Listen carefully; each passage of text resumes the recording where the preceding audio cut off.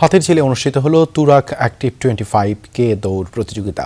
ভোরের এই আয়োজনে অংশ নেন দেশি বিদেশি 3000 দৌড়প্রেমী। এটি রান বাংলাদেশের আয়োজিত ইভেন্টের তৃতীয় আসর। ভবিষ্যতে আরও বড় পরিসরে দৌড় আয়োজনের পরিকল্পনার কথা জানান তারা। মিডিয়া পার্টনার ছিল যমুনা টেলিভিশন। স্বাস্থ্যকর অল টাইম কেক, সব সময় all time healthy life. Turag active Dhaka 25K এটি স্পোর্টস ম্যানেজমেন্ট প্রতিষ্ঠান রান বাংলাদেশের সিগনেচার ইভেন্ট। ভোরের আলো ফোটার বহু আগেই শুরু তৃতীয় আসরের দৌড়। 1 ঘন্টা 50 মিনিটে শেষ হবে কি না হবে। এবারের আসরে 4 ক্যাটাগরিতে দৌড়েছেন কমপক্ষে 3000 মানুষ। আয়োজকরা জানান, দৌড়ে অংশ নিয়েছেন বাংলাদেশ সহ 17টি দেশের নাগরিক। থ্যাংক ইউ রান বাংলাদেশ এত সুন্দর একটা ইভেন্ট আয়োজন করার জন্য। আর যদি আমি আমার পার্সোনাল এক্সপিরিয়েন্স বলি, আজকে হিউমিডিটি একটু বেশি ছিল। একা একা দৌড়ানো এটা আনন্দের কিছু নাই, কিন্তু যখন সবাইকে নিয়ে একসাথে দৌড়াই, তখন কমিটি নিয়ে একসাথে দৌড়াই, তখন খুব আনন্দ লাগে। শারীরিকভাবে এবং মানসিকভাবে সুস্থতা দান করে।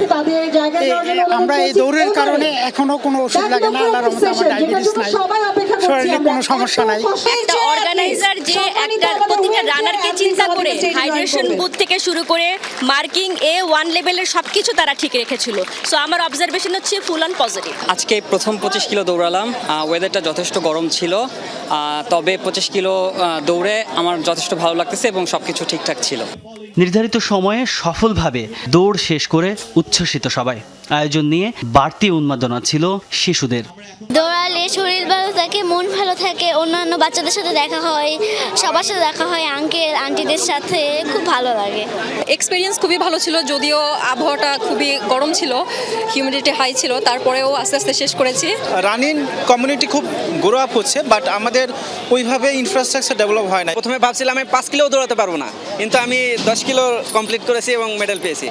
আয়োজকরা জানান, দেশের ভেতরে স্পোর্টস ট্যুরিজমের প্রসার আর সুস্থ জীবনযাপনের বার্তা দেওয়াই ইভেন্টের মূল লক্ষ্য। আমার কাছে তুলনামূলক একটু কম গরম লেগেছে, বাট ইভেন্ট ভালো ছিল। আমি প্রায় অলমোস্ট 1.5 বছর পরে রান করেছি, তার আগে অনেকগুলো রান দিতাম, বাট আশা করি সামনে আরও দিব। প্রথমে আমি হাঁটতে পারতাম না, এখন হচ্ছে 10 কিলোমিটারের মতো রান আমি 1 ঘন্টা 20 মিনিটের মধ্যে দিতে পারছি।